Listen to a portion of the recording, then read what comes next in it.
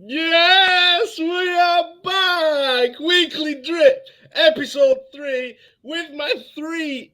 I was gonna say my three favorite, but I can't do that. Can I? Can't. That's bad, isn't it? So I apologize to everyone. But you have three that I really enjoy having company with. I think the mix. That's what I like. I like the mix of people. Disclaimer. How are we all feeling today, Leo? You feeling good? After that Mo contract, I gotta say I've been on a buzz for a whole week. Salas days. Abs, how are you feeling this week? I'm good, yeah, same Mo signing and all that's just good, isn't it? I felt like it weren't going to happen, honestly, so I'm buzzing.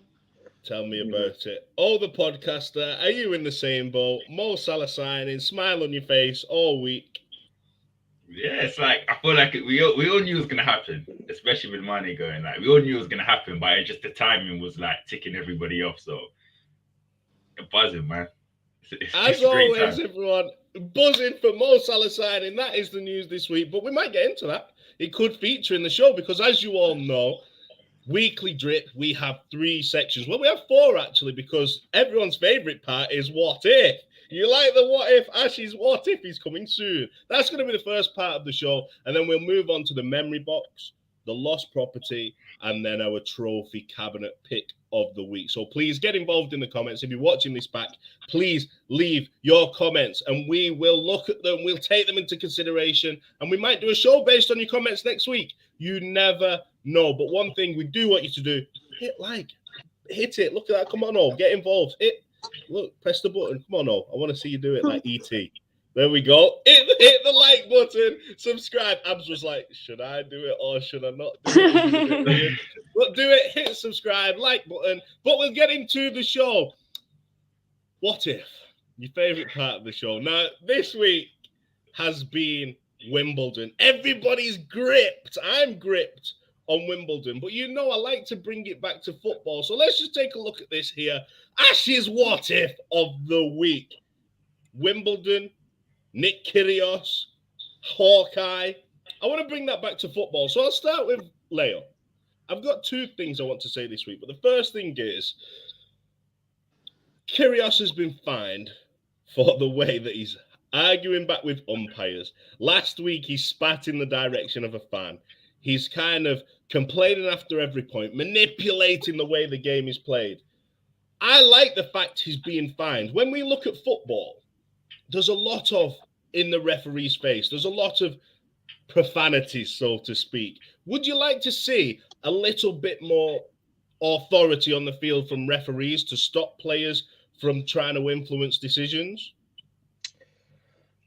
That's kind of a tough one because I feel like it's been part of the game for so long. Like part of it is, I'll play an amateur game with like a few friends and I fight every decision, Yeah. I feel like it's part of the sport and it's what we love.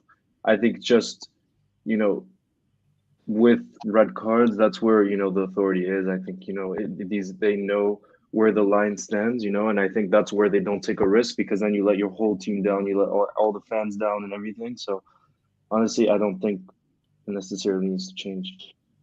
Oh, we saw this season Atletico Madrid. Oh, they are just the finest team on the planet. But we've seen the kind of people call it gamesmanship and trying to bend the rules a little bit, theatrics. Should referees be a bit more on top of this? And I'm just saying, I think authority in football is good, and I'm comparing it to tennis. Like during the game, nobody is cautioning or fining Kyrgios for these outrageous decisions. Do you think that authority in the Premier League is good? And do you think the Champions League is a little bit more strict or lenient in that I sense? prefer the Champions League. I think it depends on. I've seen some. It all depends on the referees, isn't it? Because it's crazy because every league is different and every competition feels and seems different. So I like Champions League setup. I felt like the perfect example was a conversation we had when we first signed Thiago, and you remember he was getting carded and stuff a lot in the Premier League, but in Champions League they were giving him a lot more warnings. They allowed the physicality of the game to go on a little bit. So as much as we say like this is the toughest league and everything, I still think we're a bit way off. But I do agree with Leo when he said it's a part of the, getting in referee spaces and disputing stuff. But it's a game plan. But I do still think the referees need to be a bit more like, you're in my face. That's one warning. Next That's time. it, yeah. Like, imagine any other profession, Abs, in the world if someone in authority, because if you think of a football pitch, who's the man in charge? The referee. He's in charge. No matter how you see it, he's the police officer on that pitch. So imagine in any walk of life, if a policeman says to you, like, oh, excuse me, can you pick that litter up you've just dropped? And then you went over to him and you were like, what, litter? What, you know what I mean? It's crazy. So do you think that referees should clamp down on that aspect more? And do you think we should take an example from rugby, for example, where only captains can go over to the referees and put their point across for the rest of their team? That's quite a good idea, that actually having the captains go over, but I like seeing the passion in the players. I don't agree with them being like, nasty or rude or like insulting to the point where it's like, oh, you've gone too far. But do you know when you see like Robbo run over or something, you're like, oh, he's fuming. He's got like the passion in his belly. Do you know what I mean? You can tell he's like I like seeing it in the players when they do that, and I get what it means. Like in the Champions League, they will like warn them a couple of times before, whereas Premier League referees sometimes will just be like, oh, sod off. But I could go on about Premier League referees for a good half an hour anyway. But yeah, I think Premier League referees just love the limelight. I think that's what it is. We've got a few who want to be celebrities themselves. Yes, definitely Mike Dean. But another one I want to talk about in tennis, Leo, is Hawkeye. Now, during a tennis match, players can challenge decisions. For example, in football, it could be a throw-in, it could be a red card, it could be something. Yeah. Do you think, with having VAR, with having the assistant referees now, do you think managers, it would work if we had some kind of contest where maybe at halftime you went in and contested something, or maybe like basketball, you've got a timeout, you can contest a decision, a foul. Would that work with the new kind of digital era of football? Yeah. No, I mean that's an interesting one, and the difficult thing is I feel like already fans are complaining that there's too much time, taken for VAR calls. Often we complain about that, and it feels like the flow of the game is often just cut because of it. And I worry that if managers can contest, you have some crazy managers out there who would just find a way to use that to either bring stoppages to the play, which would again slow the game out, which is not what we want. You know what I mean?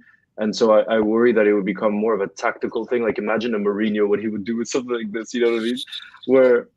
Whereas, yeah, I don't know if it, and definitely the stoppages in the match, I don't think should happen ever. I love the fact that it's 45 and it's just straight, because there's not many sports like that, and I think that's the beauty of it, that we can be present for so long, and I don't think that should change. Yeah, I think I'm with you there, Leo, in terms of the flow of the game is so important in football. That's why we love it. We love the passion. We love the flow. We love the kind of contentious decisions, because if your team kind of wins, it's like before VAR come in. If it was offside and your team kind of gets away with it, you're like, do you know what? We got away with that one. It's a talking point after the game. Whereas if your team loses to an offside, it's outrage. But again, it's talking points, it's passion. Would that kill the passion if we did something like contesting decisions from the manager's point of view? Yeah, of course. You got to think, like Leo said something that's really true. Like a Jose Mourinho, somebody who would make a pointless substitution just to slow the game down and kill it. And I feel like VAR was one of the things that I didn't like, because it just takes too much time, and it adds so much time onto, you know what I mean? You got so, like, you already have your rules for extra time and how you do, subs and celebrations and that stuff. So you add extra time, and then you got to think about going to they in their ear, and then they wait, and then it's, they're gonna go there and check, and they're gonna check it, and then sometimes the play goes on, and you're thinking, okay, cool, it's not a penalty, and then you've gone back, it's a penalty. I just feel like it takes too much time, and we've seen cases when VAR first came where some of the extra times were stupid amounts of minutes, and I just feel like let's go back to the referees get paid to do a job, and I feel like we're taking it away from them. And I liked when referees were in control of making those decisions. And yeah, some of the Premier League referees are very much so like Kleinberg, I had to let these lot play because I wanted the rivalry. I didn't want anyone to say I was being biased. Like, no one cares. You're a referee. Just officiate the game and get on. Like, you got actors and actresses. Like, it's crazy for me. I just want that part of the game to get taken out. It's too much time. I don't want to turn the sport to, gonna sound maybe rude, but American. The Americans got a lot of stops. And this sounds like, even I'm watching basketball, I'm like, man, just let them play or an advert. It's like, I just want to watch the game still going on. There's an advert, there's a stoppage. As a 3 points going up, it's like, Popeye's chicken. Come and get your chicken today. I don't want to turn it. Like, I get it. Commercials are a big amount of big thing in terms of profit and stuff like that. But bloody hell, man, I want to watch the whole. You know, I'm already staying up till 3 o'clock in the morning. Like, I don't, and now you're making me hungry because I want Popeyes that I can't eat because I don't have it. I think that's a great point that you've made, because what I do with the NBA, I pre-record it and I fast forward through the adverts. I never watch it live, but the live element of sport is the best part of sport. So it is taking that away, and I think that would happen with football. But Abs, I want to go to a point that Ol mentioned. He mentioned referees want to be the stars, want the limelight. When we look at referees, there's a lot that kind of don't like Liverpool as it is. We saw in the Tottenham game this season, Harry Kane, disgraceful challenge, yellow card. Then we saw Robbo. Fair enough, Robbo kicked out a little bit. Robbo got the red card. That influenced the game. That game, if that doesn't happen, that could change our title. We could be holding a Premier League right now. So we're saying no to contesting these things. But if Klopp could have gone then, do you know what? I want to go above you. I want to contest this right now, because that Harry Kane challenge, that's a red card. We could have a title in our hands now, Ab. So can you see that point? What I'm trying to bring to it? I do get what you mean, but I can't do like the if buts maybe sort of thing, you know, going over it, because I'd literally drive myself mad, because I've sat there so many times going, oh, that goal, margin offside. Or if only this didn't happen, only if that didn't happen. I understand Klopp would be able to be like, oh, I want you to look into that. But then that is like stopping the game and taking more time with it. And I can't stand it. I think the Premier League takes so long with VAR. Like, it's ridiculous. If from your naked eye, it looks onside or it looks level, it's like level doesn't exist anymore. It does me head in. It's literally like level's not a thing. So with me, it's about like, getting on with the game. Do you know what I mean? Like, decisions will go against you at times. Do you know what I mean? And when we look back on the league now with that point, there's so many other things like goals or going, like being offside and stuff like that. I wish I could change it, but you know, no, I wouldn't. That is what football is. Football is live, it's mistakes, it's passion. And if you take that away, like Ol said, we're going to Americanize everything, and we want to keep football especially created in England. We want to keep that passionate feel about it. So I think we'll all agree that this week, Ash's What If gets the red card. I'm a bit upset about it, but it gets the red card this week. So we want to move on in the show, and we do 3 parts. There's memory box, there's lost property, and there is trophy cabinet. Now, we've all agreed on the 3 things we want to talk about this week, because we thought, do you know what? We waffle on a little bit. So instead of us all having our own individual thing, we've all focused on 1 point for each one. So we'll start off with the memory box this week, and it is the one, the only. Oh, I'm so happy. I am so happy. Mo Salah stays. Now, I have been out this week and called it a magic trick, which I still believe. But, Leo, this signing, this confirmation that the king is staying until 2025, or at least his contract's until 2025, so at least we might be able to get some money if we sell. It's just great news that we all wanted to hear, isn't it? Unbelievable. And I personally was so surprised. Like, I've been thinking since the beginning that he wasn't going to stay because of, you know, we see now the wages that he's paid on, and I'm very, very surprised. The fact that he's getting, and I read an article in The Athletic that actually says it could go to closer to £400,000 a week based on bonuses and, you know, based on how many goals he scores, appearances, all these different things. And knowing Mo, he'll probably trigger all of them, you know what I mean? So just a bit. So, yeah. So I was so shocked, but it's the best news we could hope for, because you don't replace someone like Mo. You there's no one that can replace him And I think next season, we talked about it before, but him, Egypt not being in the World Cup, and the fact that last season we saw what he was like when he got some rest, he was the best player on the planet. And then, there was the heartbreak of AFCON, there was the amount of minutes that he played, all of the extra time. It was just a crazy, crazy second part of the season. But I think we could see the best Mo Salah we've ever seen next season, and I can't wait for it. I genuinely believe that as well, Leo. I Yeah. genuinely believe that Mo Salah next season, watch out. This is his Ballon d'Or year. This is the year where he's stress-free, no interruptions, no World Cup.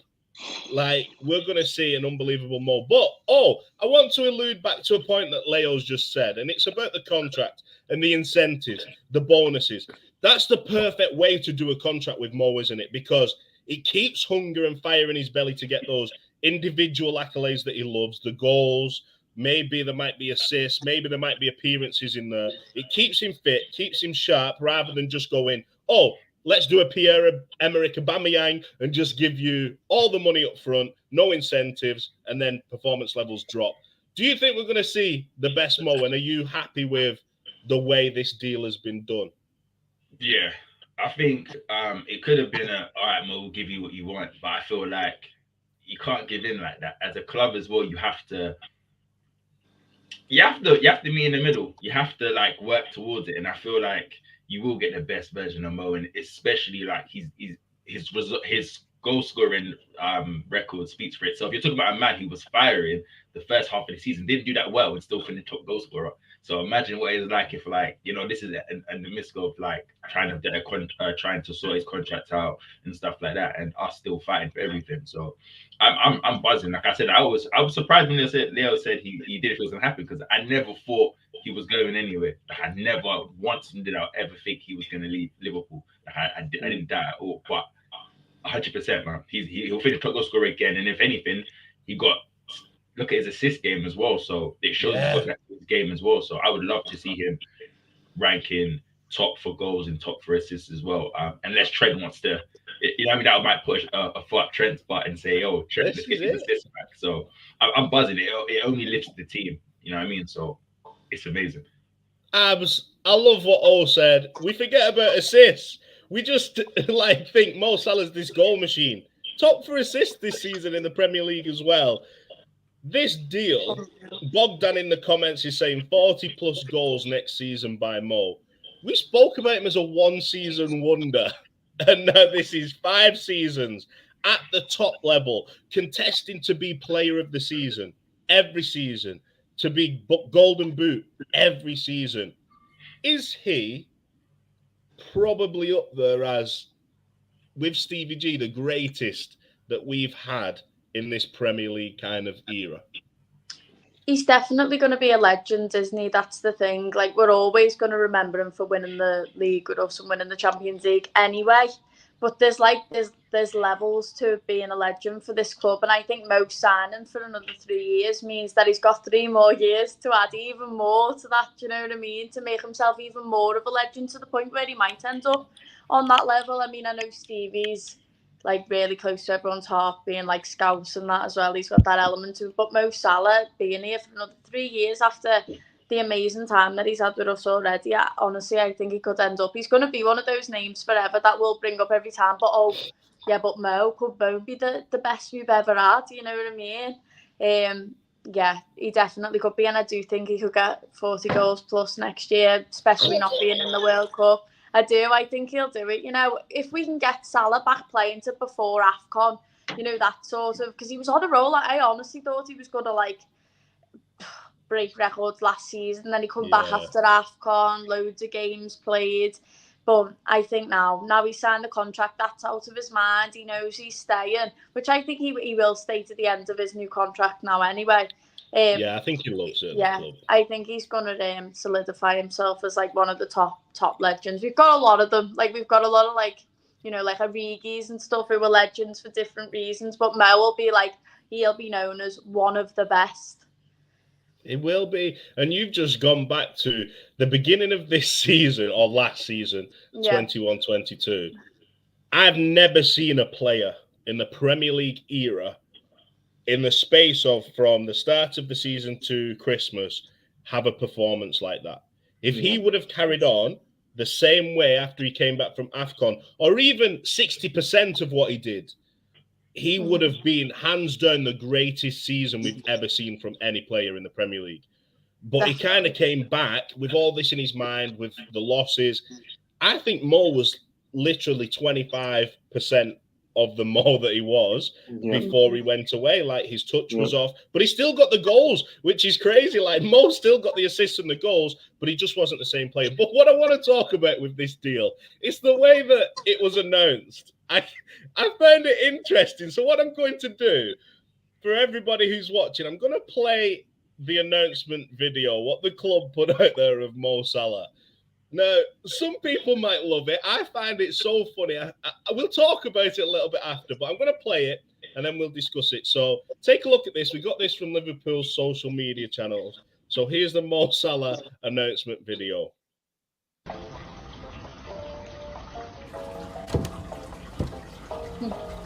Can we just pause it there for a second, actually? Because, what's this? It's like you sat in a kind of waiting room or an elevator.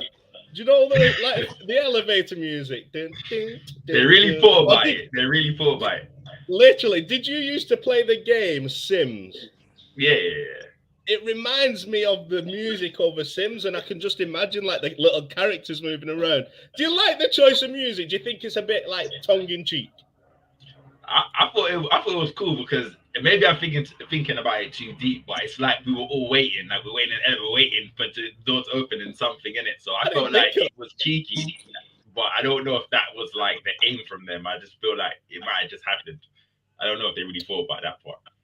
Let's take a further look. Typical Mo loves to have the abs out on social media. We all know about Mo and the abs. So let's have a look and finish this video off.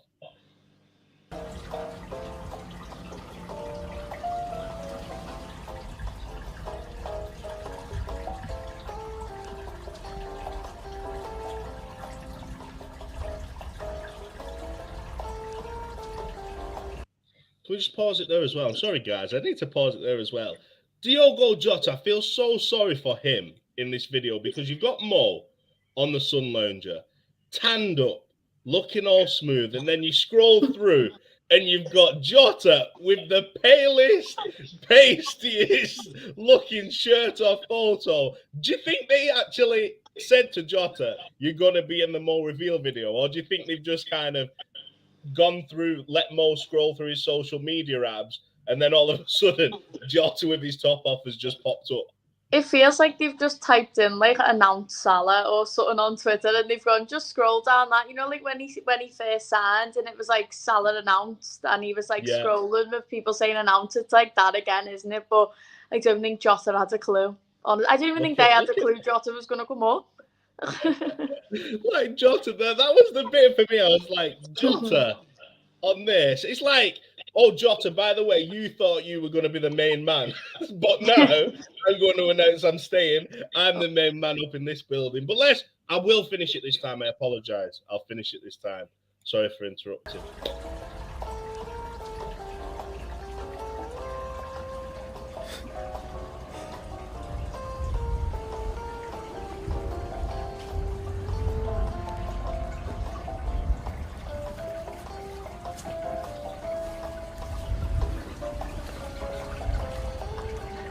Salah stays.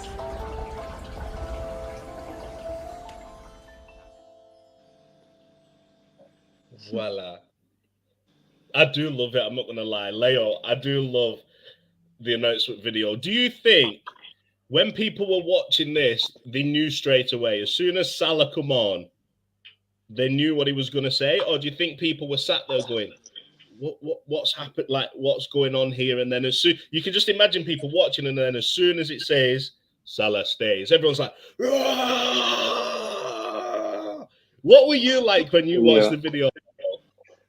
I mean, I think they also played, the reason they did the scrolling, I don't know if you guys remember when he signed from Roma, they did a similar thing. Do you remember the announcement video? Yeah. It was also him just like scrolling through, and it was saying like announce Salah, and and so I think they did a little play on that. But they also like the agent tweeted something out, and the club like responded to that. So that's how I knew that something was happening. Because It was just the eyes, usually, wasn't it? yeah, exactly. But you knew, that they usually wouldn't respond to an agent. I mean, the official, the club. So no, I just was in such shock because like I think I said it before, but I was so sure that he was gonna leave. Like I didn't see the club because now that now that the club has totally changed the wage structure. We've talked about it before, but it means maybe a different future for the club. Like that's how big this is. If you take it out of Mo Salah, this might mean that FSG is finally saying, you know what, like if we want to compete and we want to keep the best players, then we need to pay what City pay, what PSG pay, what these crazy clubs pay, because otherwise we're never going to be able to compete long term. Yeah, no, I completely agree with it. And just what a moment. I didn't expect it to come as well. It was like out of the blue, or no one was really talking about the contract anymore. No. It was all about we need a midfielder. And then all of a sudden this Mo contract came along. Now, I spoke about it midweek. Do you think that part of this, they knew a while ago that this was going to happen, and they've kind of announced it now to kind of stop the talk about a new player coming in, to kind of get everybody, Mo Salah's here to stay, and it kind of disguises the fact that we still need to strengthen our squad? Yeah. If you want to go back to, remember when Paul Joyce announced that he put 2023 by accident, so everyone was like, Yeah. What's going on? Yeah. That was funny. So everyone just like, what's going on here? But to go back to you said, yeah, of course. I think obviously they would have signed, gave him prepped, agreed, and then they would have signed the contract like a couple of days or whatever later. But yeah, it's timing definitely, because one thing you don't want to do with signings is he signed, okay, cool, because then it's such a long window, and you don't want the fans. Don't get me wrong, the fans are still saying, yo, we want a midfielder. Yeah, we still know. But a lot of fans are very much like on both sides of the fence, where they're like, okay, we've done this, we've just announced Salah, like and you got some of the fans just saying, all right, but that doesn't cover up, we still need midfielders. It's great to sign Salah. You've got those type of fans, so it's great. I think the timing is definitely benefits Liverpool in the way they do stuff, but it's still a long window to go, and I'm still expecting a centre mid, so it's great news. I want that centre mid. As we go back to the video being released, when it first, I remember I went on, and then there was like a kind of uproar, Mo Salah. So I was like on Liverpool socials, and then they just posted, or they left a short video of just a shirt and a sun lounger and a pool. And I was like, has Liverpool's admin left his phone on while he's on holiday? Like, I thought there was a mistake happening, and then it got announced. I was like, it's a quirky job they've done. Are you buzzing about Mo signing? And second of all, do we need somebody else? Was this a ploy, or do you think we will announce a midfielder before summer's finished? Right. Well, at first, when his agent put like the laughing face, and then we put the face palm, I thought, oh my God, the admin's lost it. He's seen the tweet and he's gone, do you know what? I'm sick of you. We're sick of you. I'm sick of you. Yeah, I rang my dad and went, oh, have you just seen what they've just put on Twitter? I went, there's no way Mo's signing now. Like, the admin's, like, lost his head. And he's, like, tweeted the face palm to, like, the agent. And my dad was like, oh, that's it now. We're going to have to move on, all that. And then, like, 2 minutes later, I was ringing him back going, there's a shirt by the pool. There's a shirt. I think actually he signed. I was like, it's all a joke. I was, like, buzzing. Like, I literally put, like, surely not under the shirt. I did think when she heard the little elevator music and the shirt, and we'd, like, tweeted his lawyer or agent, whatever his name is, whatever he is. I don't really know what he is. But, I think he's just everything. I think he likes to think he's everything as well. Yeah. Well, I just thought, like, oh my God, it's happening. Like, I didn't need to see Mo to know within 5 minutes, Mo posted a photo by that pool. Did you see Mo put a photo shirtless by that pool? No, I didn't see that. He did. It went us putting the face palm emoji, then Salah a minute later put a photo by that pool, just like pulling a smug face. Then we put the video of the pool, no Mo, and the shirt, and then the video come out, and I sort of like my timeline, they all come up in a row, so I was like, oh, it's happening. But back to I still do think that we need Jude Bellingham. I'm gonna keep saying Bellingham like I did last week. Yeah, and I feel as though if we wanted to do like a big end of the transfer window announcement, we would have left Mo till then, so everyone went into the new season on a high. I felt like we'd have announced, Mo Salah is announced. I like that one. I might start calling all of this season. I don't even know what happened then, but yeah, I felt like we'd have left it till the end of the transfer window to announce it, just to like cover up the fact that we didn't sign anyone. Let's end the transfer window on like a high, someone signed. But it feels as though like the moment Salah said he wanted to sign, we were like, right, we'll fly out. I think he was in Greece, was he? We'll fly out, we'll announce it, we'll get it done now, like while the iron talk go on, get him signed. But it feels as though there's a little bit left, isn't there, of the transfer window to try and get someone over the line. And I just feel as though like they've left it like that for a reason. And I think James Pearce said something like, oh, this might not be the last signing. Because remember Paul Joyce saying, oh, it's the last one. Liverpool probably won't sign anyone else. But then James Pearce has come out now and said like, oh, they might still sign more people. So I think it could happen. And I do think we need it. I think the fact that we're not really linked, we're not really talking about it that much, shows that we actually might be. Because we all know Liverpool, they're so good at being secretive about the moves that they're making. The Jude Bellingham kind of rumours have died down. I know there's been talk of the fee that has been put on his head, 120 million euros, I think it is. Yeah, he liked an Instagram picture as well. Did you see that yesterday? And then everyone was like, oh, that's it. It's done. I just think this is amazing. And like you said then, Abs, it came at a time where we needed a bit of good news. But if they weren't going to sign anyone and it was a magic trick, they would have surely left it until the end of the window, because now we've got like 5-6 weeks where we can be talking about who's coming in. Is there a midfielder going to come in? So we've got Scouser's Rising in the comments, and Scouser's Rising is saying that I think we need a CM and someone that can play central midfield or defensive midfield. Everyone obviously knows that is Bellingham's position. Oh, do you genuinely think about Liverpool over the past 5-6 years? I went through it the other day. We let players go and bring more or less the same amount of players in the same positions back in.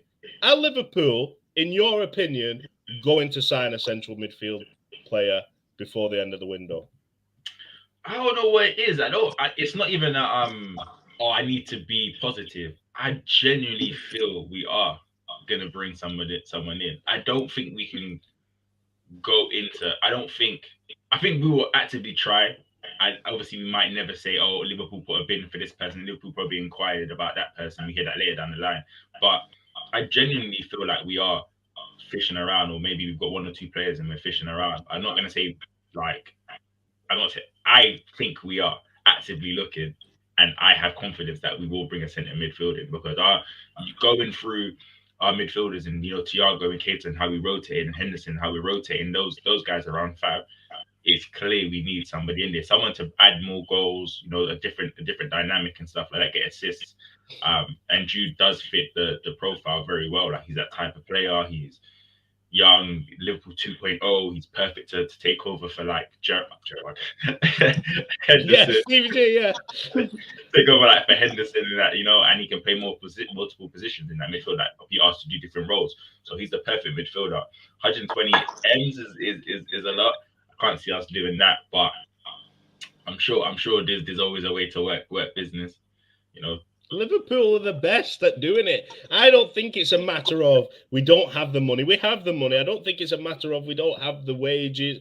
We've got that because Bellingham's wages, he was on 30k, I know that, and then he signed a new deal. The rumour was it was somewhere in the region of 70 to 80,000. So coming to Liverpool, like 120, I'm sure could be reserved for Bellingham. I think everybody within the squad would be like 120s. Like, I'm happy with that for this like level of player. So I don't think financially it's a problem. I think it's just more you know how Liverpool move. Like Liverpool don't want to be held to ransom, and this is what could happen because of the links with him. But we'll talk a little bit more about that later. First of all, I need security in the building because someone kicked this man out of the comments. Bogdan, disgraceful. We should sell Virgil and sell Maguire. I hope you are joking. I think you are because I know what Bogdan's like. Definitely But kick him out of the comments. Security, please. Let's move on then to the next part of the show, and that part is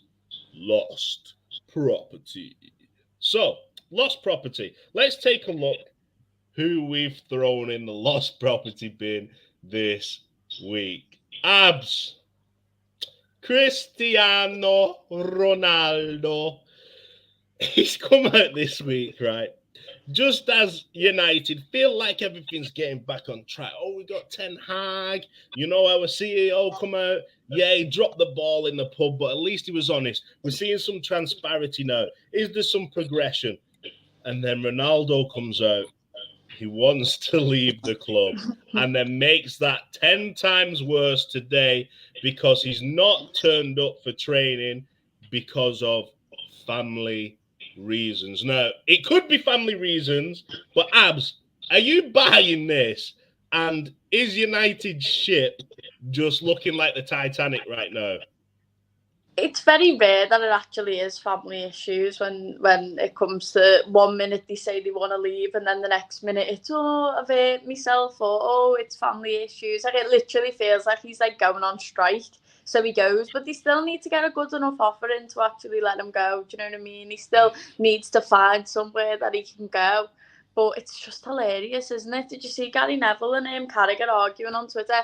The cheek of Neville to say that we've been like ripped off by Salah or whatever he said, and then Ronaldo goes like 12 hours later and it's like, I want out. Like, do you know what the funny thing is? Everyone says with Ronaldo, oh, like he loves a challenge. The moment it's got hard there, he's like, I'm off. I'm not dealing with this. I want Champions League football. I'm getting to the end of my career. I'm not sitting here playing in the Europa or with Man United, but they are at the start of something with the new manager. Do you know what I mean? Like, he's going to have to build up, and I just don't think Ronaldo being there helps.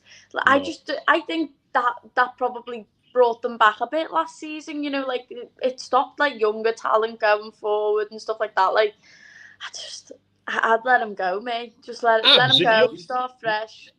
If you're Ten Hag now, Abs, do you think this is a blessing in disguise? Yeah. Ronaldo leaving because he's a big personality.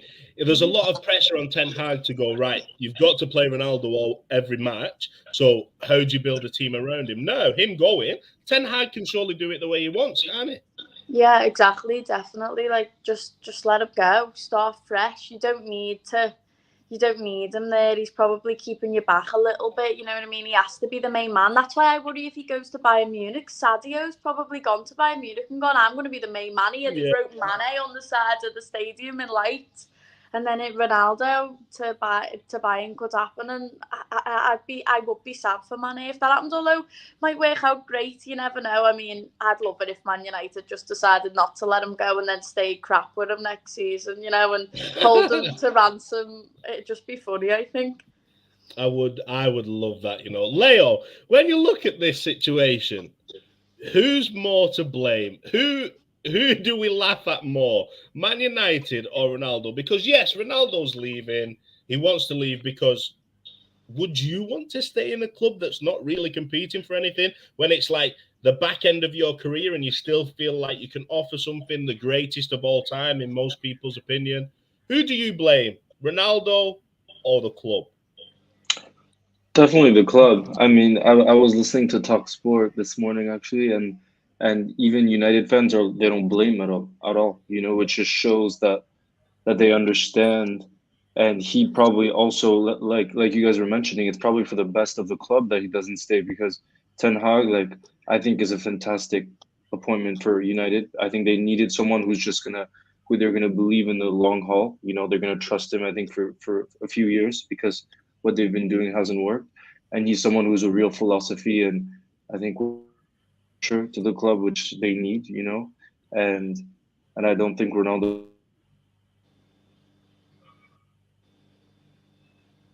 No, I agree with what you're saying there, Leo. I agree in the fact that it's a process now. You want to build a future at United. It's like I've said about Liverpool spending money. A lot of people want Liverpool to spend big now. If we were in United's position, I wouldn't want to keep a 37-year-old as our main player, as our star player.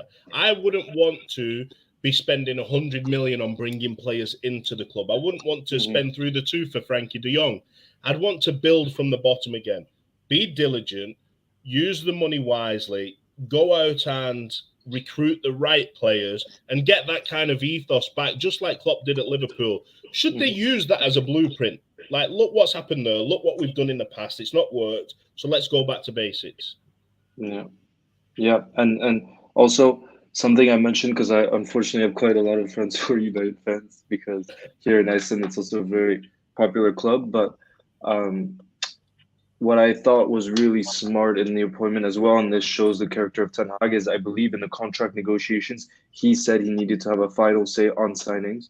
And I remember that's something that Klopp also did, which, you know, means you have authority. You know, you're someone that's really wanted. So you're like, if you want me, I'm only gonna do it my way because I can't deal with all the dynamics of what's happening behind the scenes at the club, you know.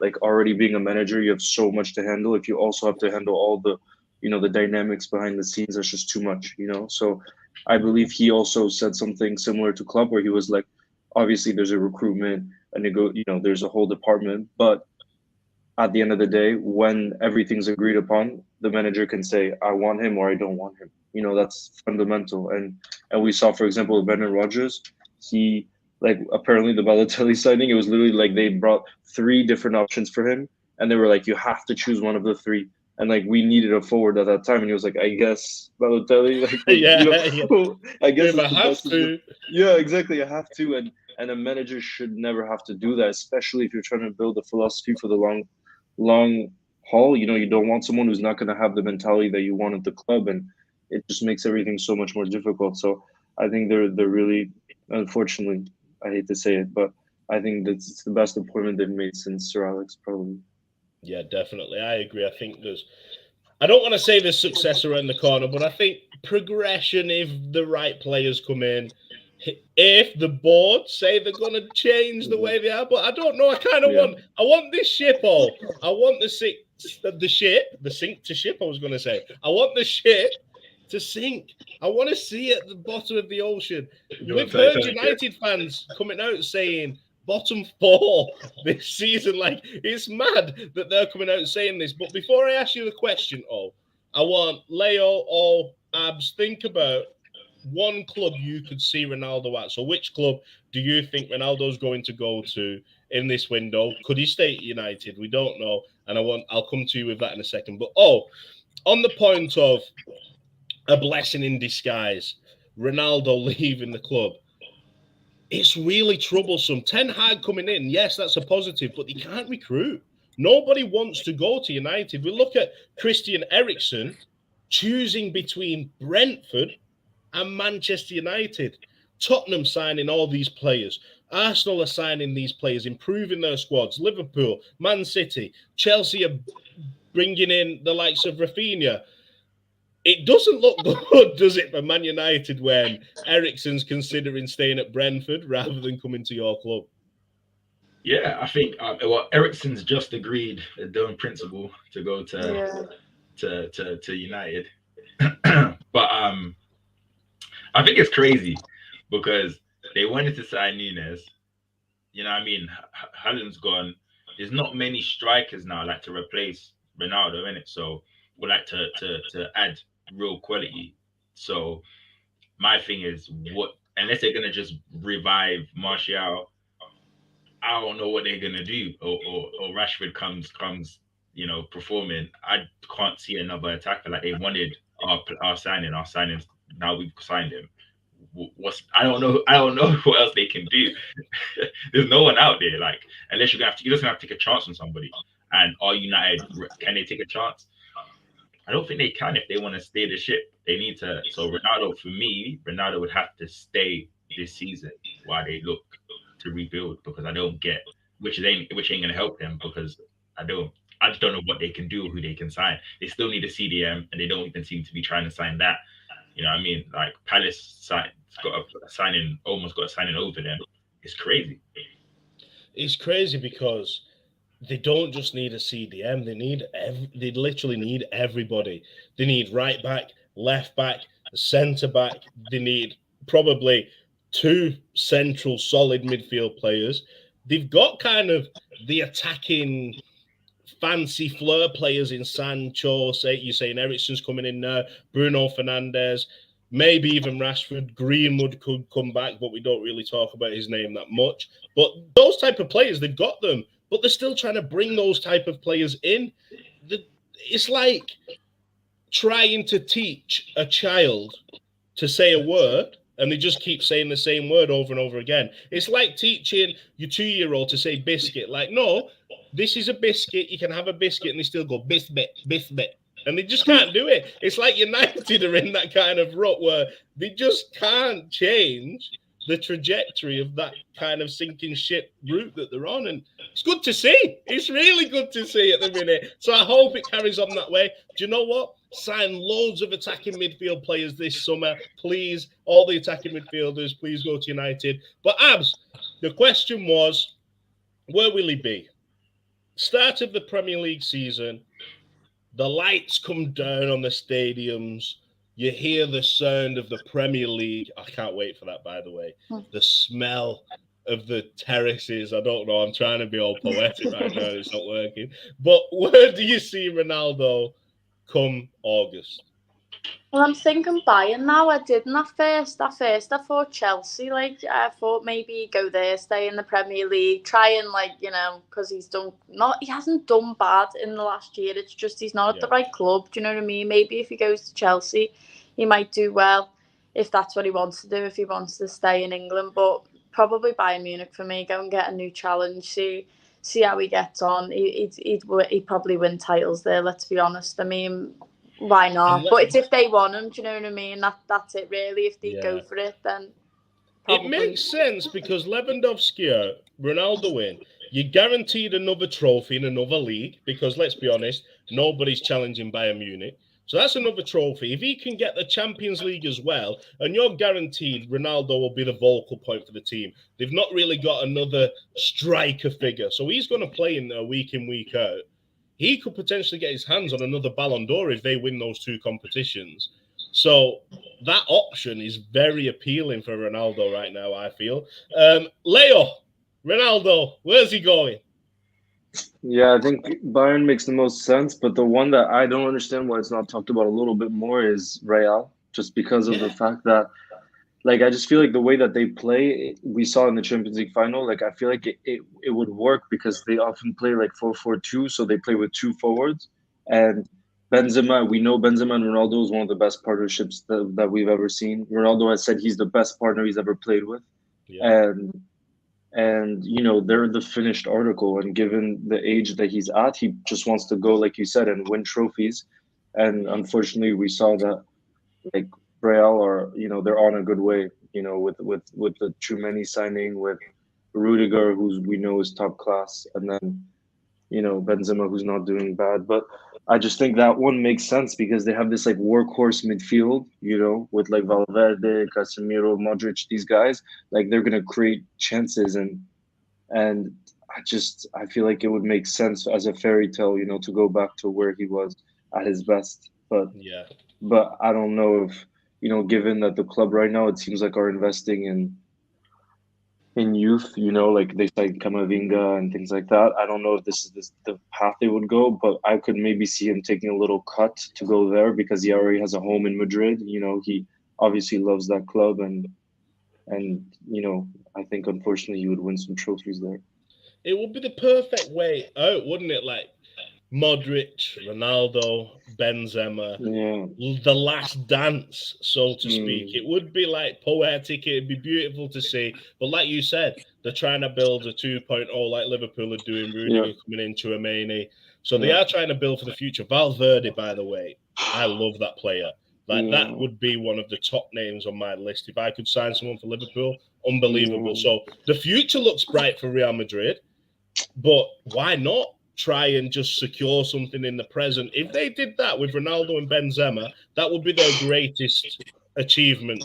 Like the fans would love it. He still loved in Madrid. That's a great Exactly. shirt. And I like that. imagine the shirt sales. Imagine the hype coming back. Do you know what I mean? Like even if they sign for one season, I think like financially speaking, it might be worth it. And we all know they wanted to sign Mbappe. It didn't end up happening. Now there's rumors they want to sign Haaland, but that would be in a few years, So it kind of makes sense.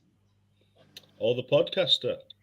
We've had You guys are Bayern. sentimentals, man. Let me finish what I'm going to say first. Sorry, go ahead. We've had Bayern Munchen. We've had Real Madrid. Now it is your turn.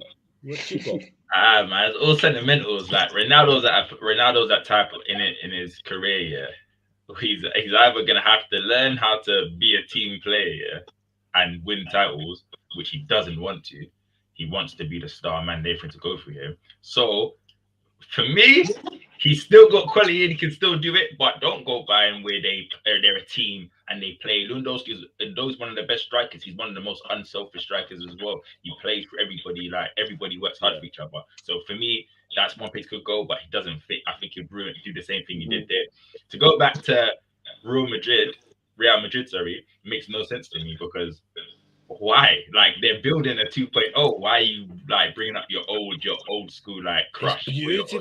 He can still do it though. He can still do it. We saw last season. They would have to change the way they play. Like their attack right now is firing, yeah, and they're still. Benzema's having his chance to step up. When he came out of being a backup dancer for Ronaldo, he was. Oh, can he do it without him? He showed he can.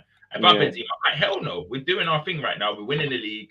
We're doing our thing. I don't want Ronaldo there. Yeah, it's cute to be. We play well together, but why?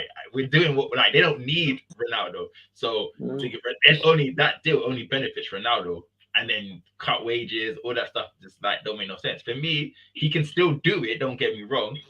But I would go just chill. Go back to Portugal. Go to America. You're a brand. Just go have fun. Don't care about like yes, you can still win titles, but if that's the case and we're doing our sentimentals, then let's just have him go to PSG and play with Messi. That's what everybody would want to see at one point. Like it's not that deep. You're good, you can, but no team that I don't want to see. Even for Chelsea, I think he will be a detrimental to them because they play very well with a false nine, like when they interlink and do all that stuff. So Ronaldo going there stops their play. So all these teams we're saying. The only team I think Chelsea are missing that player though. They're missing a strike. But they play better without it though. We're saying that, but do they? Like, what have they done this season? No. Listen, I think their better football is when they're playing the three midfielders. I feel like the way they don't stay still and the way they move and the way they pass and link up, I think it's much better than they played with any striker. So like a 5-3. Yeah, if they signed like I'm not gonna say he's the right player, but say it and Kaku, who's really a midfielder that plays as a false nine, those type of, I reckon they would be okay. I think that's I prefer them to play like that if they want to win stuff. Like, you might say they don't score goals, but the way they play, I feel they get the right type of false nine. They will. That's the one thing that's missing. I think Ronaldo wants to still be star man. If Ronaldo can accept that he's not going to be a star man, he could go anywhere. But for me, he didn't change when he went to United. He still wants to be the main man. If anything, he made the team worse because of the way he plays. Then you have to base him around him. Cavani was still one of their best players, and Cavani just got shipped out. All these players just got shipped out. He was playing terrible and still started. But you have to start him. It comes with a perfect type of attack. I think, with Ronaldo, when he feels like his teammates are working hard, when he feels like the club is on the right path, I think he is a team player. I think he's very much wants to be a leader, wants to be a captain. We're looking him for Portugal. He was coaching the team from the sidelines. But don't let that stop. Like, I feel like we get carried away with all that. Like, that's a team player. I think we get carried away with that. I think Ronaldo likes to be the forefront, the spearhead of any attack. Like he can still do it. But I feel like yes, he is a team player. But my thing is like every pass, every ball should not have to go through you. That's not a team player. Like he can still do it, but everything needs to come through him. He's had that mentality from when he was younger and still doing it. He's older now. He's not doing it at the same level, but he still wants to play that style of play. Like if you don't pass him the ball when he calls for it, he's upset. So like that's not teamwork. Like yes, he is a team player. When they're winning, they're doing stuff, but you have to almost adapt your game to Ronaldo. Like you have to. I agree. That's why I agree. He was not flourishing the way he should have been at Real Madrid in my because Benzema was always been a top striker. Nobody was paying him as much like was like looking at him as a top striker because he was Ronaldo's backup dancer. But Benzema's been a top striker. Benzema's not Benzema. He just had to adapt the way he was playing. Yeah. Yeah, I'm saying you saw when Bell came in, he was upset. That again, though, is a testament to like the character Ronaldo is, how elite he actually is. That Benzema's happy to do that. Benzema would not be happy to do that for somebody that's not a team player. Because Benzema, we know Benzema just don't give no.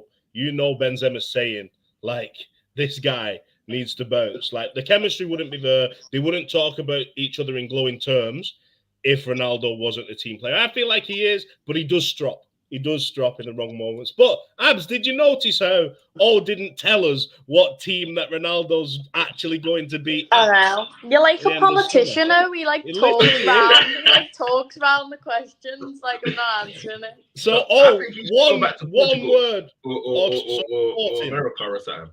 And go be a force. They ain't gonna win trophies, but you're gonna go there and you're still not giving me a club. Oh, you're still not giving me a club. Go back to his home. Go back to his home country. So any club in Portugal. Any that will have him. Porto, no, Sporting. I don't see that. Do you know what move that could work? I like what Leo said. I'm not gonna lie. I kind of like that kind of romantic fairy tale I like that, but I think depending on what he wants, if he wants Champions League, then Real Madrid, Bayern Munich, that's the right move. But if he just wants to him because he gets the trophy. Yeah, but does that benefit what the I'm club? trying to say? You're argumentative today. No, argumentative. In all honesty, if we put our hands on our heart, if he was to go to these top clubs, who is it going to benefit more, the player or the club? You might say shirt sales and all that stuff. Cool, that's cute. But who does it benefit more now? If he was to go to I think if he goes to Real Madrid, he's not the star guy, and he'll know he's not the star guy anymore.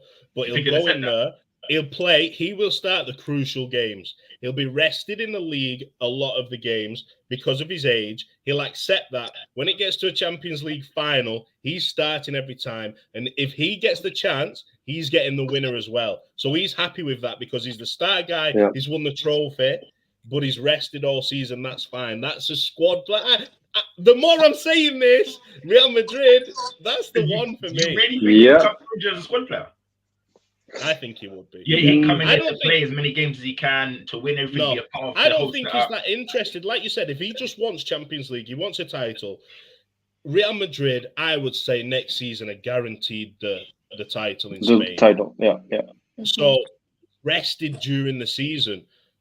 Benzema plays, get Vinicius firing, maybe Rodrigo integrated a little bit more. Hazard wants to make that comeback. He said it, but we don't know if he will. Doesn't that go against everything his brand is, though?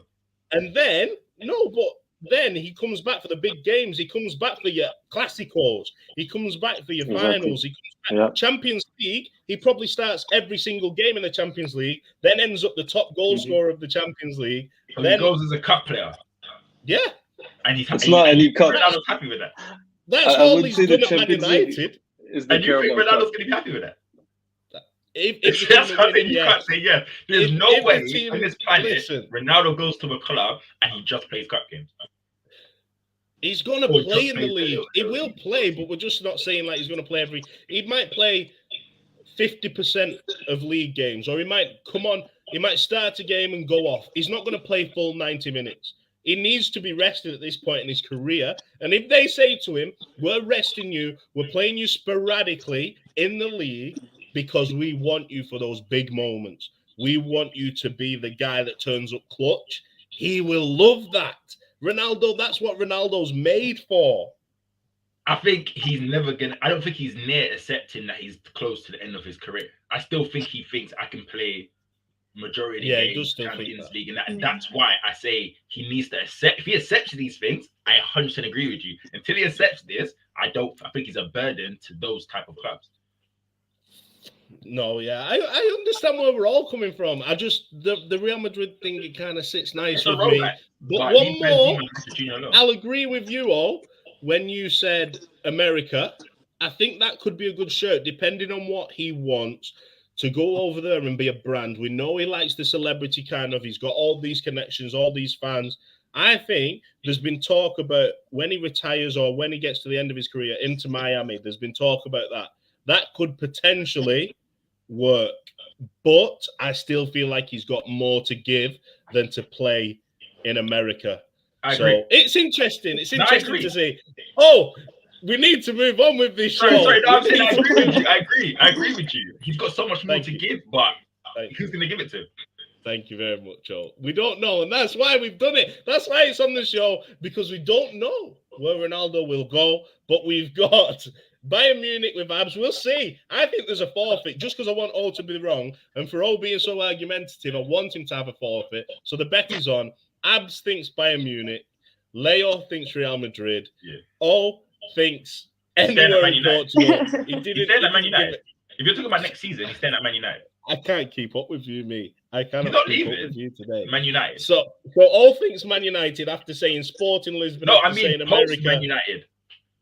So he's staying there this summer. season. So basically, the question I asked you, you answered a different question for 20 minutes and then went back to giving me your answer It was like 18 after we minutes. talk about it. No, but I thought you meant post his career at No, United. I said in August. I literally said he stayed. Oh, I could have been easy if I was listening. Oh my He stayed. Right, he's staying at Man United. And do you know what? Into Miami. I'm just going to throw it out there. I'll say into Miami, but he's not going to go there. But I'll say it. That is lost property. My goodness, lost property was a good one. Oh my But God, there's one my more ring thing. again. Go and answer your door and get your package, Abs. Go and get it. It's fine. Show us what the delivery man's brought in. We like to get involved with everyone's lives here on these Klopp Zone live shows. So I'm interested. She's got to show us what she's got now. But we're moving on to the last thing this week. And as always, we like to finish in the trophy cabinet. So look who it is. I am really interested. This show, we need to keep it short and sweet, but I could go on for a while about this kid. Fabio Carvalho signing. Well, we know he's signed, but how long? Leo, this announcement. In fact, we'll go to Abs because Abs, you've not had a say for a while. You've just done you've got your steps in. You've got the lactic acid back throwing through the legs. So Fabio Carvalho, he signed before anyone. We thought he signed before anyone, so it was confirmed. And then it was like, are we announcing Fabio? You've announced Nunes. You've announced Ramsey. Are we going to announce Fabio? Is he still coming? What number shirt is? Like, there was so much confusion. And then all of a sudden yesterday, boom, 28, Fabio is here. Are we underestimating the actual gravitas of this signing? Because in my opinion, this could be the telling signing for us this season. I really rate Fabio Carvalho and think he's going to play an integral part in Klopp's plans. What do you see for him this season, Abs? Possibly. I mean, it just depends what games Klopp throws him into, really, when you think about it. I mean, I thought we were gonna get like a pre-agreement in January, and then it didn't go over the line at the very last second. Do you remember that? Because we got Diaz, and then I was thinking, oh, Carvalho as well. Like what a January, and then it didn't go through. And then when we weren't announcing him, I was thinking, what's going on here? This is a bit weird. Do you know what I mean? No one's putting anything on. Like, but then the next minute, people were like, oh, he's going to be in pre-season training and all that, but we hadn't even announced them yet. And I was like, what is going on? But no, I was made up when we announced them. But we've still kept Salah as our header on Twitter. If you noticed that, normally when we like announce a sign and we like do a big thing on social media, we've like kept to Salah. Like, no, Salah is the moment. You know what I mean? But I don't know next season. I don't know. It could be a surprise. Maybe Klopp will throw him in more than I think he will, but I just don't think he will. I think he'll take his time with him. Yeah, that's what I think. We thought that with Harvey, though, didn't we? We thought that Harvey Elliott was going to be sporadic, but we saw that if you impress Klopp in pre-season and you're that type of player he wants, he's going to back you, because I think if Elliott didn't get injured, he's our main, well, not our main midfielder, but he's in there and plays a big part of last season. Would you agree? Yeah, 100%, definitely. I was gutted for Harvey when he got that injury, really. Yeah, but that's it, really. I don't really have anyone. I don't really have anyone. I mean, I just don't know. I don't know what Klopp's going to do with him yet. Do you know what I mean? Like, I don't know. Maybe he'll throw him in all the cup games, or will he play him in the league? I mean, I think pre-season's going to tell us a lot more than we know now. It'll tell us the style that we're going to play, how often players are going to play, what Klopp's thinking, basically. It's just the test run, really, isn't it? So we'll see in pre-season. I'll have a better answer for you in pre-season. Yeah, come back to me in 3 weeks' time, and I'll have a good. I can't wait for. I love pre-season. Obviously, starts today. We've got a few players back at Anfield, not at Anfield, at the training ground. If only imagine at Anfield, is the turf still up? Like, they're not playing there. Don't worry. But they're back today. A few players returning. Obviously, those on international duty aren't back as of yet, but they will return throughout the week. We look at Carvalho, Leo. For the Championship last season, he was in the top 5% for touches in the box, expected goals per 90, key passes per 90 minutes, goals per 90 minutes, fouls encountered, so drawing the fouls in, and shots per 90 minutes. This is the type of positive player that we want in our midfield, isn't it? Do you think he will play midfield for Liverpool? And could you see him playing like a good role for us this season? Yeah, and I hate to make the comparison because, you know, a lot of people say it just because he kind of looks like Coutinho, but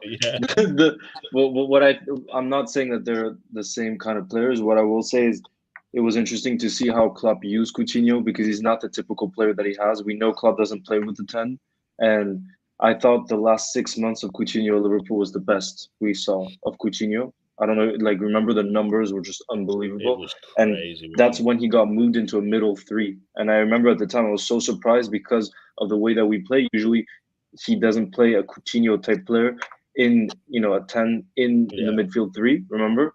And that's why I think maybe we're holding off on the midfield signing as well, because maybe today is the first day of preseason. I saw he's in Carvalho. Maybe they're already going to start working and transitioning him to become more of a complete midfielder, not a 10, but more of a complete one, and seeing if he can have that type of role in games where we need someone who's going to, you know, take players on one-on-one, you know, just the type of midfielders we don't really have. And so I'm so excited because I think he's one of those guys too that has the mentality. Like, I watched the interview on LFC TV, and he kind of seems like a Harvey type in terms of he's very confident in his own ability, not afraid to take players on one-on-one, and he seems like he just wants to grow. And he said that, like, you know, working with, I mean, just imagine it's a squad full of world-class players, and the mentality. We've talked about Hendo last week. Like, just imagine, you know, working with the mentality of Hendo, but then the technical ability of Thiago, like that. There's just so much he can learn, and I think they probably signed him less for his ability and more for the mentality, and that's how we've been recruiting as a club. So there's probably so much, you know, he can get so much better, and those numbers are such a positive sign of his ability. Such a positive sign. Oh, last season, 12 goals for Carvalho. And I know he was playing more of an attacking role. He was playing from the left a lot last season at Fulham. But this is what we need. We need goals. If everybody asked, what do you want from your midfielders this season? It would be more goals. They work hard. They keep possession. They distribute the ball well. They cover well. They work as a team. But one thing that we are missing is goals from midfield. Is this why you think he's come in? Do you see him in the midfield, or do you see him as an attacker? He's definitely an attacker, but I feel like something that Leo said is true. He's got the mentality. I watched him at Fulham, and he's fearless. He will run at you, and he comes in a lot, like early. You know, some people run to the byline and they take to do their skills and whatnot. He actually takes players on quite early, cuts in to the middle of the pitch, to middle of the midfield, and then runs at you. So a lot. he doesn't run all the way down to the wing and then turns in. He actually cuts in quite early, which kind of is what you want from like a left-sided centre midfielder who he just cuts in and whatnot, and he's not afraid to shoot, stuff like that. So I think he's a great player, man. I think even assist-wise, I think he got 8 assists. Last season, I'll check that for you, but Yeah, he did get quite a bit of assists. Yeah, last season he got 8 assists. 8 assists last season. So that's my thing. And if you think about the last players, you think about Mane, Diaz, they're all skillful players. They're all players that will try and take their players on, take the defender or midfielders on, that's what you want. One thing I don't want to do is disrupt his growth. So if Klopp has an idea for him, let's do it, let's stick to it, let's believe in it. But if Klopp's not going to play him, then let's send him out on loan, because let's be honest, if he's something we said that I realize is he's somebody who would have started for Fulham. So when we take these players out before, getting a full season in the Premier League, I feel like it can be damaging as well. So I do think he'll play. I think Klopp's got plans for him. Klopp will try him in that centre midfield. And I feel like in terms of ability, when you think, and his drive, kind of like what Ox is missing, and we played him there. So I think that would be really good. And we tried Ox as a false 9, so I'm open to anything right now. Yeah, I am open. Do you know what I feel for Ox? Because we've tried Ox everywhere. Even in pre-season last season, there was talk about him potentially being a replacement for Trent at right wing back. I feel for Ox because he's I think because everybody likes him so much and Klopp really appreciates his work rate because he trains hard. He does really want to make it happen, but he's just not up to that standard, so they're trying to force him in. I want to play one little game before we go with you on Carvalho and on Liverpool's midfielders. So I'm going to go Abs, then Leo, then O. There's 2 questions to finish with. The first one's a game. Out of all Liverpool's midfielders this season, who do you think had the highest assists per 90 minutes? So assists per 90 minutes. And then the second question. In fact, we'll do that first. Abs, one player.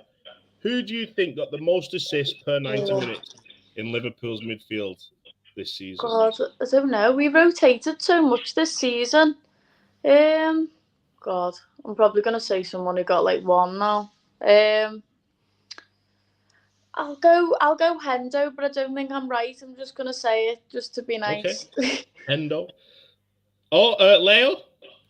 I know Hendo got the most assists. I'm almost sure about that. Yeah. And if you compare all the midfielders, with I know that. You should have went Leo last. Yeah. But the issue is you said per 90, and he played a lot of minutes. So. Oh God. So let's see. I feel like it could be. Did Harvey get some assists? It's a tough one because it can't be Thiago, it can't be Hendo, it can't be Fabinho, right? Because they just played so many minutes. Right? It potentially could be. I don't know. Okay, I'm gonna go with Harvey. Harvey Elliott. Oh, the podcaster, it's to you. Leo's helped you out a little bit here with all the logic. Leo, I feel like you'd think it would be like a Thiago and that, but it's going to be a Henderson or a Keita or something. I don't know. I'm going to say Hendo. The correct answer is my boy, Curtis Jones. Oh, I should have said it. Yes, Curtis. But I only say that, right, because when you think about assists in Liverpool's team, I would automatically, from midfield I would automatically think Naby Keita, Thiago, off the top of my head. That's what you think. But Keita only got 3 assists, and he played a lot of matches last season, a lot more. Keita was bottom for per 90 minutes, 0.12 assists per 90 minutes. Thiago obviously got 5 assists. He was 3rd in the list. But Curtis Jones, per 90 minutes, that's the type of player, that's why I'm saying it, that Carvalho is. Positive player. A player that likes to take risks, that likes to come in from the left-hand side. So there's going to be some competition in there this season, and I'm interested to see if that could work for Liverpool. The last game I want to play. You've got to choose between these 3. Next season, which of these 3 will make more appearances for the first team, in your opinion? I want to go with Curtis Jones, Fabio Carvalho, and Harvey Elliott. Abs, Which one of those three can you see making the most appearances this season? I think Harvey Elliott, if he stays fit, I feel like Klopp has a lot of faith in him at the minute. I'm going to go for Elliott. I mean, I don't know, maybe Carvalho, but we're just going to have to see how it goes with him, really. He's very new to be thrown in a lot, but maybe the second half of the season, he might end up, like a solid starter. We just don't know yet with him, so I'm just going to say Harvey. I feel like Curtis Jones doesn't get enough appreciation. Like, he gets so much stick on social media that I just don't think he deserves. Like, I rate him. But I love Curtis. Man. I do, but he just doesn't get the love on social media I think he deserves. But I'm going to say Harvey because it felt like before he got injured that we were going into that pattern with him of him actually getting a lot of game time. So I'm going to say Harvey. Harvey Elliott, that's the first vote in. Leo. Carvalho, Sorry, Elliott, Jones. I missed the beginning. No, it's fine. Cut out, so. We've got 3 players. Who do you think is going to get the most assists, the most games, make the most appearances for Liverpool next season? Carvalho, Curtis Jones, or Harvey Elliott? That's a really tough one between Harvey and Carvalho. It's really hard, but I'm gonna go with Fabio because I have a feeling that he's gonna get the grab, and he's the type of player, the midfielder we need. So I'm gonna go with Fabio. Interesting. No Curtis Jones thrown in there. We think Curtis could be last. Oh, the podcaster. And remember, let me just before we do this, let me tell you the question again because you have a tendency. Go ahead. I already have my answer. I apologize. I'm sorry, boss. No, I'm split because I think Curtis Jones is trusted more. I think he will get more games. I think when you're thinking about resting players, Curtis Jones should really be the first name in the midfield. The only reason why I think Fabio might is if we play him as a left-sided winger when we rest. I think he's going to perform well. So I feel like we might not do the whole Jota out wide thing. So I don't know if Jota. That's why I'm confused. I don't know if Jota's going to go out wide or we're going to do that or we're going to just trust Fabio. So that's kind of where I feel like I'm not too sure if Fabio could get a bit more experience just because Diaz will play a lot of games, but his games we're going to have to rest him. But I think Fabio, when he plays, he's going to be Diaz-esque, like he's going to be taking on plays and doing well. So he might be the first name when we rest Diaz. And so that's why I'm not too sure. Do you know what the good point is, though? Is the versatility of it. He can play as an attacker. So if they are resting attacker or midfielder, but I'd say more so Carvalho. The one time I'm picking up your guy, you're like, nah. Look, I love you're going Curtis Jones. I like it. Every cut game. So basically, I have the final say. We've gone with Abs, Elliott, Leo has gone Fabio, and you've gone Curtis Jones. I can't have any favoritism in here. I'm going to choose what I think will happen, not what I would choose, what I think would happen. I genuinely believe Fabio is going to get the most because the type of player he is, I can see him. I'm going to put it out there and say he's going to be the signing of the summer for Liverpool because nobody's talking about it. I really think he's going to play a big part this season. But we need it. Don't say Darwin will be a flop. Don't say that. He won't be a flop. I don't think he'll be a flop. It's expected for him to come good. So listen, there's a lot of focus on Nunes. Nunes is going to be unbelievable. Like the type of player he is, he's sensational. But in terms of underestimating Fabio, in terms of the fee we've paid, I think that will be the business of the window for us. Because what do Liverpool need? Goals from midfield. They need somebody who can unlock a defense or make things happen when teams are playing in a low block. Carvalho will come on and he will pop shots like Coutinho did.